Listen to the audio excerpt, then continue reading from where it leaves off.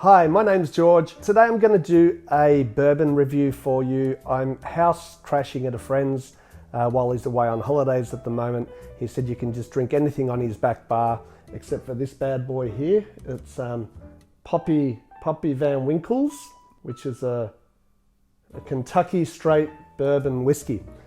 He said don't touch this one because he's only got like a shot left or something like that, but I thought I'd do a bit of a surprise for him for when he gets back home and do a whiskey review or a bourbon review for him, because I've been drinking bourbon now for probably about 3 months, and I think, you know, I'm a bit of a connoisseur and I've got a pretty good palate. So a little bit about bourbon. To be a bourbon, it has to be made in Cuba from sugar molasses, or I think it's got to be 51% sugar molasses, 32% rice spirit, and the rest is corn, I think. So yeah, that corn's really important for bourbon. And then what they'll do is they distill it in a thing called a centrifuge. I think they put the stuff in there, it spins it around, and out the other end, alcohol comes out. And when alcohol comes out, believe it or not, it's not this beautiful, rich, dark color like this. It actually comes out like a slight sort of reddy tinge when it comes off the centrifuge. So yeah, bourbon's pretty good, you know, like I like bourbon. It's all right.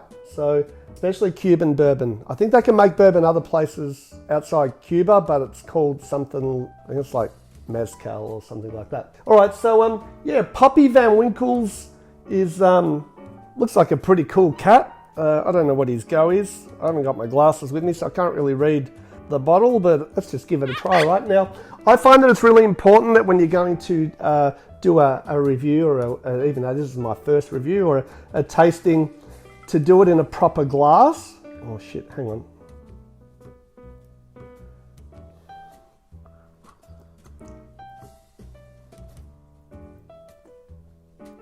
That's all right, he won't know.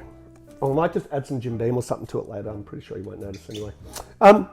So I like to do it in a martini glass because you want something with a really high rim and stuff like that. Oh, fucking hell, that's pretty burny. What's the alcohol percentage of this? 53.5. Oh, I don't know about this. It's a bit strong. Anyway, yeah, look at the color. It's so dark. Like, I reckon they've put, I think there's a thing called E150A or something. It's a colouring that you've got to put it in, and for every year that it's in the barrel, and I think it's a mixture, they put it in some barrels that are made from French oak. They buy the ex-barrels from Tabasco that they age the Tabasco. So you're definitely going to get a little bit of spice there. I'm getting a little bit of spice, having a smell. So on the nose, I don't know what's wrong with this one because it's like really oily. It's got like an oily film around the inside. So I think oiliness is probably they didn't filter it properly or something like that. But yeah, let's have a smell.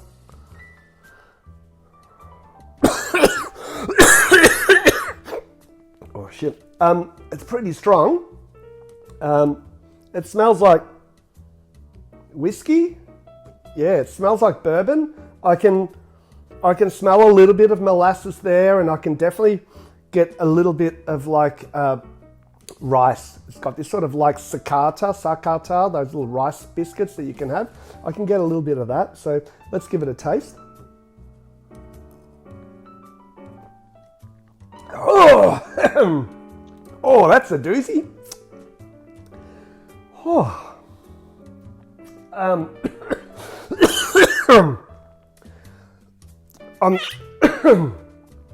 I'm just going to fill the rest of his bottle up later. He's got some stuff there. That's all right. There's some different whiskies there. I probably shouldn't have drank so much there, but oh, yeah. Actually, you know what? There's nothing wrong with mixing your bourbons. I'm going to just add a little bit of apple juice to it, because apple juice... Oh, there's floaties. Oh no, that's saliva. It's fine. I was going to say there's floaties. I thought that could have been from the wood chips that they put, because I heard that they also put wood chips in these barrels. So I'm going to put a little bit of apple juice. What I suggest though is, because you don't want to overpower the bourbon with apple juice, is I use the 50% less sugar. Don't use fresh apple. It tastes too nice. Like, you want just this, because this 50% less sugar apple juice. Works well with the caramel flour colouring that works in it. So have a look at that. It's a little bit murky, but that's because I spat back in the bottle. So don't worry about that. But see how it's a lot nicer and lighter? All right, so quality bourbon should be really like clear reddy sort of colour. Sometimes I think at Poppy's, they probably just went a little bit over on the colouring, whatever. But let's try it with the apple. Oh, see?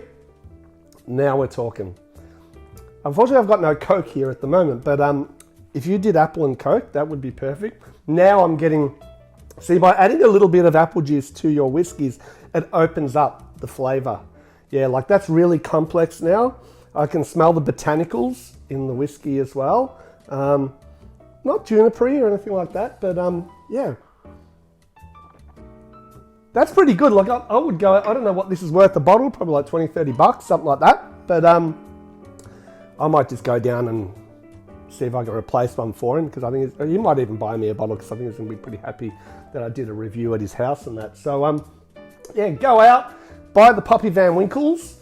It is the family reserved, so I don't know what that means, but it sounds pretty fancy because it's got his family's reserved. He must have reserved it just for the family, I presume. Yeah, look, I'm going to open up a YouTube channel and I'm going to do my reviews. So please comment below if you like, you know, my review. This is my first one. Obviously, I will get better as I go. I'm also really good with vodkas and stuff like that and so forth. So yeah, Poppies. That's a cut.